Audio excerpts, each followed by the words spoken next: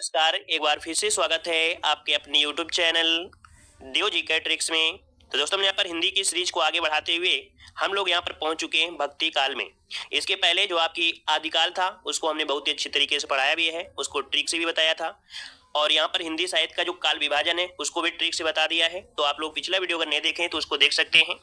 आज हम लोग पढ़ने वाले हैं भक्ति काल। अगर आप नए हैं तो चैनल को सब्सक्राइब भी कर लीजिए। प्लेलिस्ट के माध्यम से अदर वीडियो जो आपके हैं उनको भी आप लोग देख सकते हैं। यहाँ पर देखो दिया गया भक्ति काल, और भक्ति काल का अगर समय सीमा पूछे तो रामचंद्र शुक्ल के अनुसार 1375 से 1700 विक्रमी संवत ये समय है। और दोस्तों याद रखिएगा, भक्ति काल को हम लोग पूर्व मध्य काल भी कहते हैं। हमने पिछले लेक्चर में आपको बताया था ट्रिक से कि पूर्व मध्य काल को भक्ति काल कहते हैं। कैसे पहचान करेंगे, तो ऐसे एक ट्रिक बताया था कि पूर्व के लोग क्या होते हैं, भक्ति भोग करते हैं। तो बस ऐसे आपको याद रखना है कि पूर्व मध्य काल को ही भक्ति काल कहा जाता है। जो भक्ति काल है इसको दो भागों में डिवाइड करते हैं, निर्गुण काव्य धारा, दूसरा होता है सगुण काव्य धारा। अब यहाँ पर देख सकते हैं कि निर्गुण काव्य धारा को भी दो भागों में यहाँ पर बांटा गया है। ज्ञानाश्रय शाखा जिसमें से संत काव्य आते हैं, और प्रेमाश्रय शाखा में सूफी जो काव्य है ये आपके आते हैं। सगुण काव्य धारा की अगर बात करें तो इसमें रामाश्रय शाखा और कृष्णाश्रय शाखा में यहाँ पर बांटा गया है। यहाँ पर दोस्तों देख सकते हैं कि जो पूर्व मध्य काल अर्थात भक्ति काल से बनने वाले जितने भी क्वेश्चन हैं, जो भी रचनाएं हैं, बहुत ही अच्छी तरीके से जितने भी पॉइंट बनते हैं वो यहाँ पर आप देखने वाले हैं। और अगर वीडियो थोड़ा भी पसंद आए तो दोस्तों वीडियो को लाइक जरूर करिएगा, अपना सपोर्ट जरूर करिएगा। दोस्तों यहाँ पर पहला पॉइंट आपसे बनता है कि भक्ति के आद्य आचार्य किसे माना जाता है, तो भक्ति के आद्य आचार्य रामानुज को माना जाता है। यहाँ पर दूसरा पॉइंट है कि अवधी और ब्रज भाषा दोनों में रचना करने वाले कवि कौन है, तो गोस्वामी तुलसीदास जी हैं। याद रखिए, क्वेश्चन पूछे कि ब्रज और अवधी में दोनों में रचना करने वाले कवि कौन से हैं, तो कवि गोस्वामी तुलसीदास जी हैं। इन्हें जातीय कवि कहा जाता है। याद रखिएगा कि तुलसीदास को जातीय कवि भी कहा जाता है। यहाँ पर पॉइंट दे सकते हैं ज्ञानाश्रय शाखा जिसमें से संत काव्य है। तो यहाँ पर देखिए पहला पॉइंट दिया गया है कि कबीरदास ज्ञानेश्वरी शाखा के प्रमुख कवि थे। दूसरा पॉइंट है कि कबीरदास दिल्ली के सुल्तान सिकंदर लोदी के समकालीन थे। कबीर की बानियों का जो संग्रह है उसे बीजक कहा जाता है या बीजक कहलाता है, जिसे संकलित करने का श्रेय उनके शिष्य धर्मदास को जाता है। अर्थात जो बीजक है इसको संकलन किया है किसने, तो इनके शिष्य का नाम था धर्मदास, उन्होंने किया है। एक क्वेश्चन कभी कभी पूछ लेता है ना। तो याद रखिए कबीर की जो बानियां है ना, वो किसमें है, तो आपकी बीजक में है। आगे बढ़ते हैं, अगला पॉइंट यहाँ पर देख सकते हैं कुछ रचनाएं हैं। जैसे कबीरदास की जो रचना है, कबीरदास की रचना कौन सी है, बीजक है। और बीजक के अंतर्गत ही यहाँ पर साखी, सबद, रमैनी ये आपकी इसी में आती है। यहाँ पर दोस्तों देख सकते हैं अगला है यहाँ पर रैदास जी को, जिन्हें हम लोग रविदास भी कहते हैं, और इनकी रचना क्या है, बानी। क्या है, बानी है। यहाँ पर अगला है, यहाँ पर दोस्तों देख सकते हैं सुंदरदास, और सुंदरदास की अगर बात करें तो यहाँ पर सुंदर विलास जो कि ब्रजभाषा में है, ज्ञान समुद्र जो कि आपकी ब्रजभाषा में है। यहाँ पर दोस्तों कुछ और भी आपके इनमें से हैं, जैसे कि मान लीजिएगा कि दादू दयाल, मलुकदास, सुंदरदास है ना, नानक देव, ये इनमें इसी के अंतर्गत आपके आते हैं, अर्थात ज्ञानाश्रय शाखा में ही आते हैं।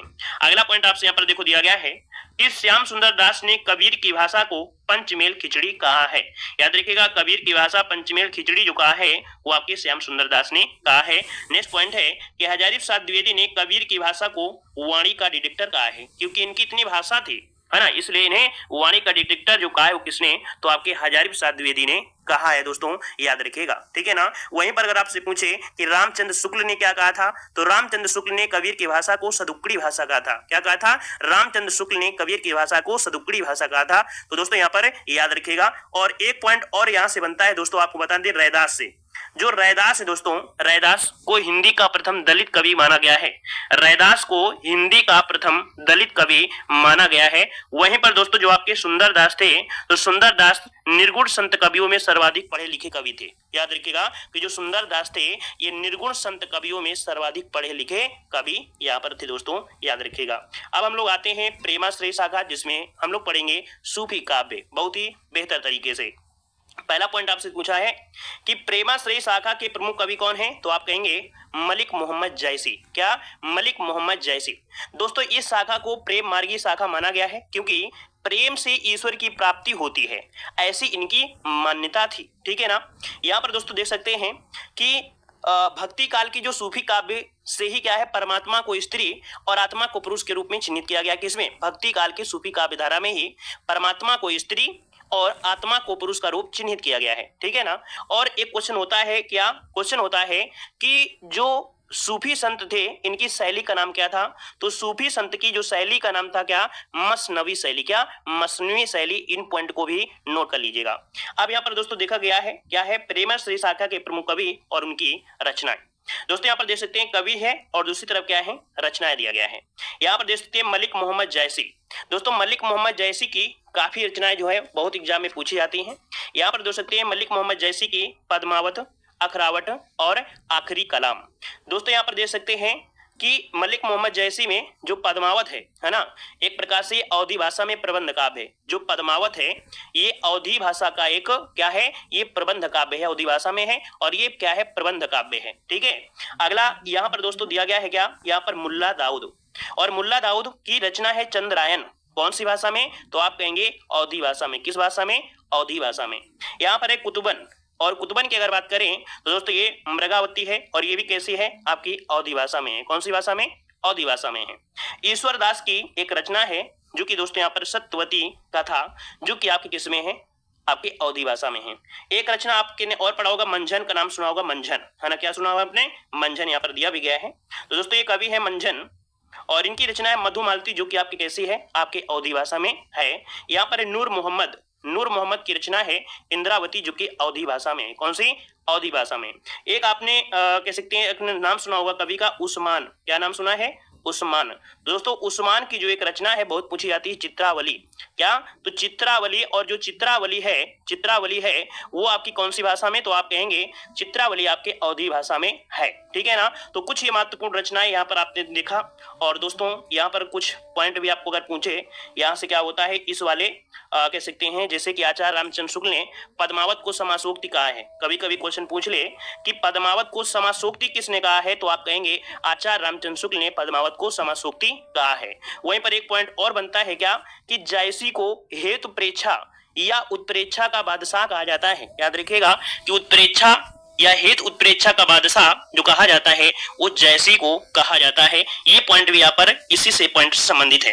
अगला यहाँ पर दोस्तों यहाँ पर दिया गया है सगुण काव्य धारा। सगुण काव्य धारा की अगर बात करते हैं तो सगुण काव्य धारा की दो शाखाएं हो जाती हैं दोस्तों। मतलब इस शाखा के अंतर्गत देखा जाए तो ईश्वर के मूर्ति रूप को उपासना की बात की गई है, अर्थात जो ईश्वर है उसकी मूर्ति पूजा की या मूर्ति रूप की उपासना के बारे में बात की गई। किसमें, आपके सगुण काव्य धारा में। सगुण काव्य धारा दो शाखाओं में दोस्तों यहाँ पर देख सकते हैं, रामाश्रयी शाखा और दूसरा है यहाँ पर कृष्णाश्रयी शाखा। मतलब यहाँ पर दोस्तों जो आपका दिया गया है रामाश्रयी, रामाश्रयी मतलब होता है कि इस शाखा के कवि मर्यादा पुरुषोत्तम राम को अपना आराध्य मानकर रचनाएं करते थे।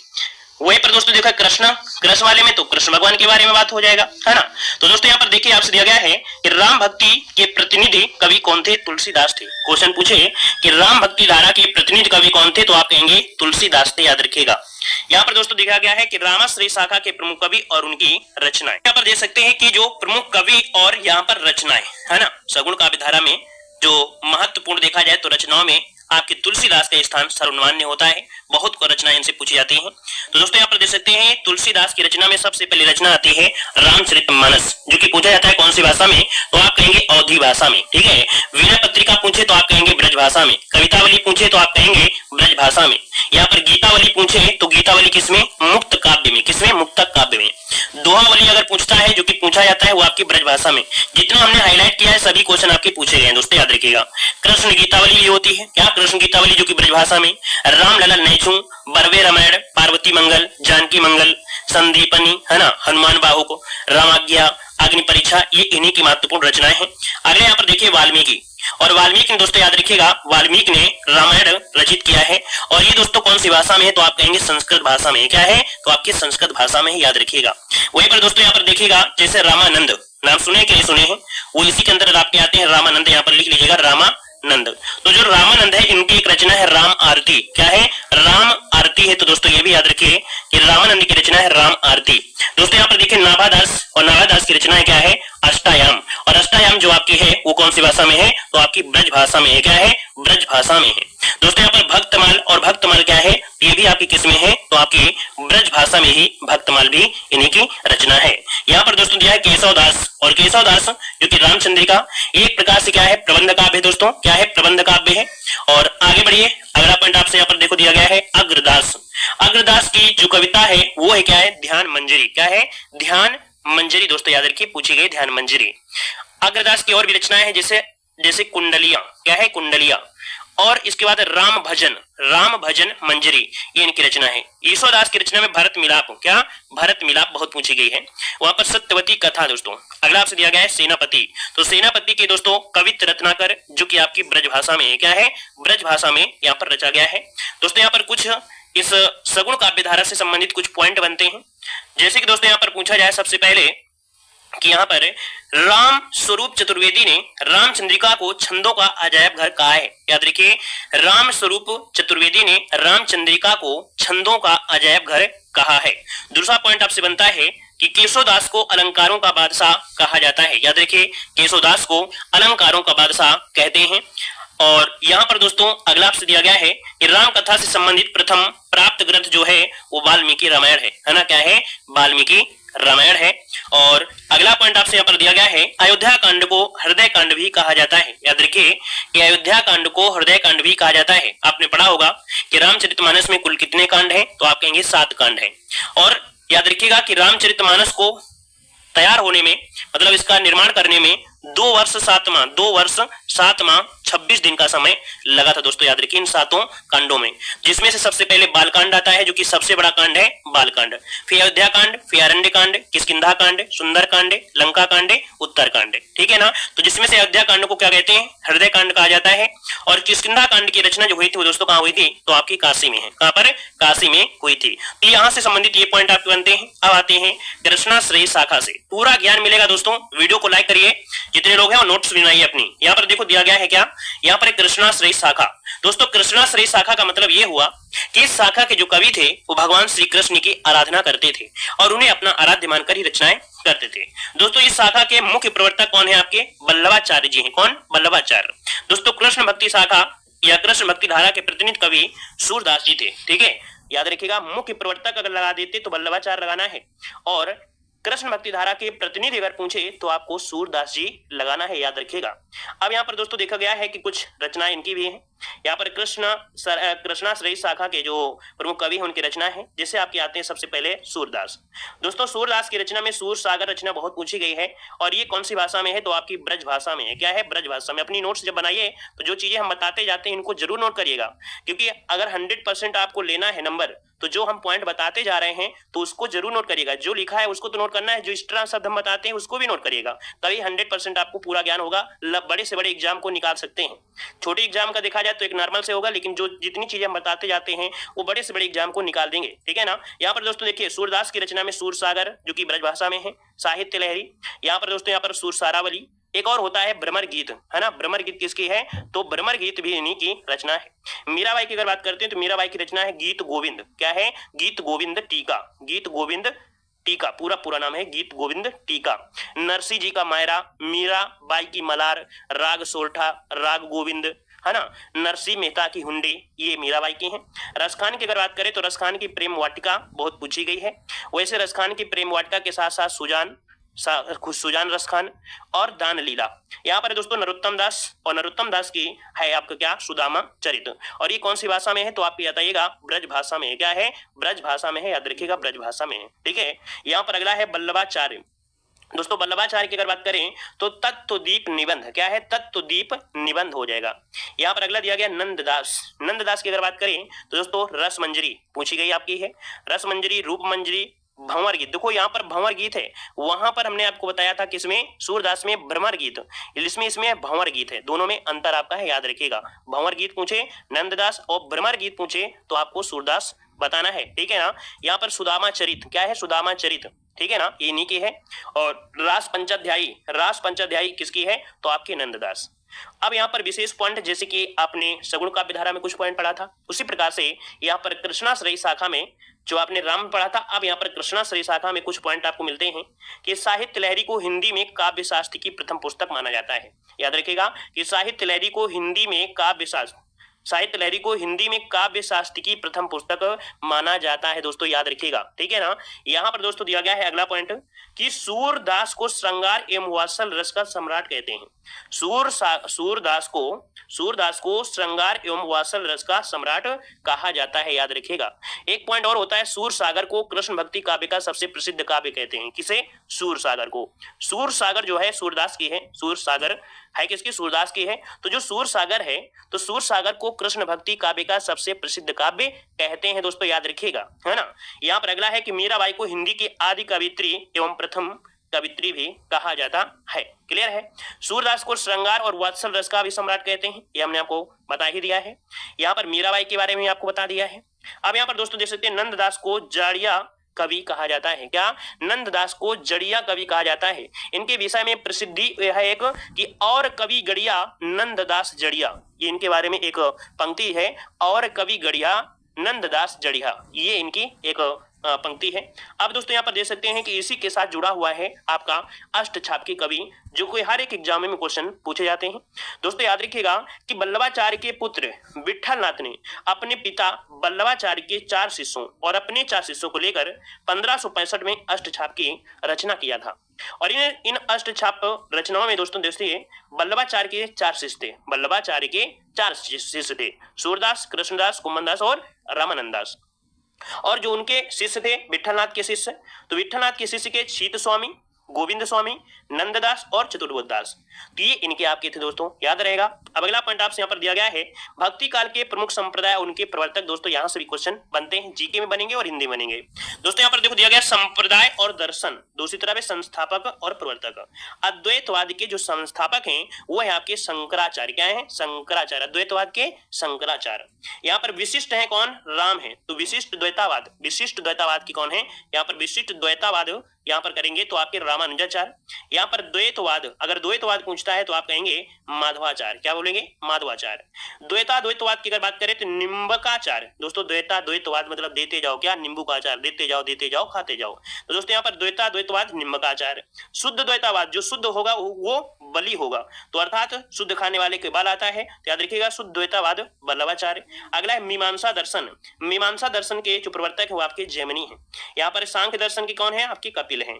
न्याय दर्शन की कौन है? आपकी न्याय दर्शन की कौन है? तो यहाँ पर याद रखिए गौतम हो जाएंगे। न्याय दर्शन की कौन है? तो आपके गौतम हो जाएंगे। यहाँ पर योग दर्शन की कौन है? आपके पतंजलि हो जाएंगे, पतंजलि हो जाएंगे। यहाँ पर दिया है श्री संप्रदाय, और श्री संप्रदाय के जो प्रवर्तक है वो आपके कौन है? रामानुजाचार्य। क्या हो जाएगा? रामानुजाचार्य। दोस्तों यहाँ पर होता है दादू पंथ। क्या? दादू पंथ। दादू पंथ संप्रदाय के प्रवर्तक कौन है? तो आप कहेंगे दादू दयाल। क्या कहेंगे? दादू दयाल कहेंगे, ठीक है ना। और ये उदासी संप्रदाय, उदासी संप्रदाय के हैं श्रीचंद हो जाएंगे, ठीक है। और यहाँ पर अगला पॉइंट दिया गया है, वैसे सब कुछ हो गया है लेकिन फिर भी यहाँ पर दोस्तों जैसे तुलसीदास की रचनाएं हैं, जो भी हमने आपको बताया है इसका स्क्रीनशॉट ले सकते हैं। रामचरितमानस 7 कांड में है, उदी भाषा में है।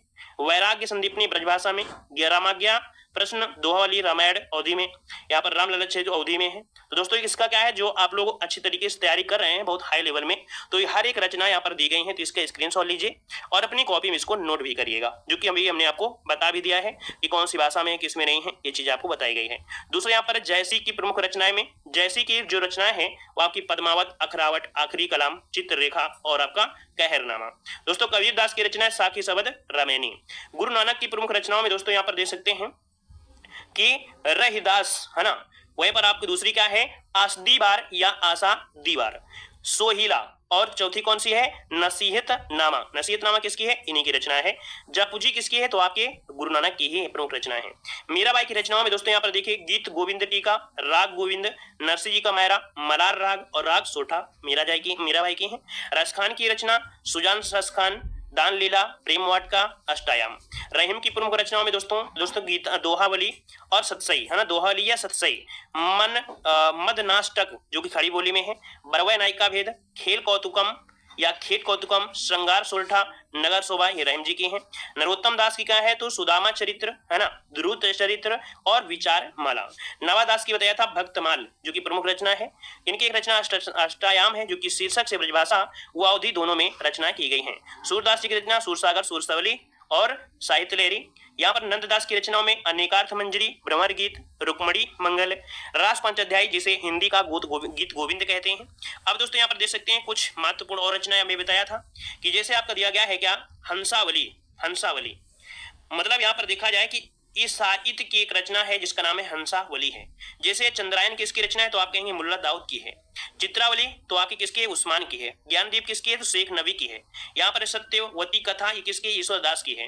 हंस जवाहिर किसकी है, कासिम शाह की है। मृगावती किसकी है, कुतुबन की है। अनुराग बांसुरी तथा इंद्रावती किसकी है, नूर मोहम्मद की है। मधुमालती किसकी है तो आपकी मंजन की है। तो दोस्तों यहाँ पर देखिए ये क्या आपका हुआ।